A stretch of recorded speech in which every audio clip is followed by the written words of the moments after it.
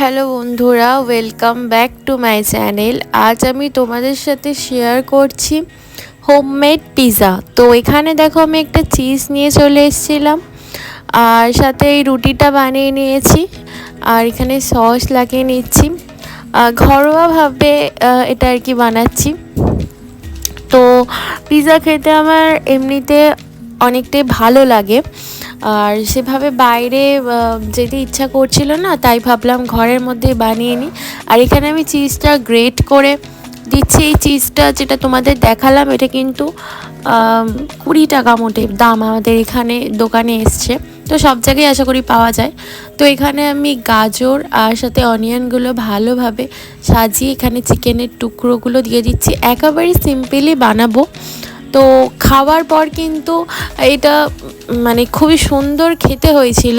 আর ওপর থেকে দেখো চিজগুলো আরও গ্রেট করে দিয়ে দিচ্ছি। আমার বেশ এক্সট্রা চিজ হলে খেতে ভালো লাগে, আমি পছন্দ করি এক্সট্রা চিজওয়ালা পিৎজা আর কি। তো এইভাবে আমি এটাকে ভালোভাবে চিজগুলো দিয়ে নিয়েছি। এরপর এটা বেক করার পর দেখো কালারটা কি দারুণ এসছে, আর গরম গরম, আর চিজগুলো কিন্তু মেল্ট হয়ে গেছে, আর চিকেনগুলো খুব সুন্দর টেস্ট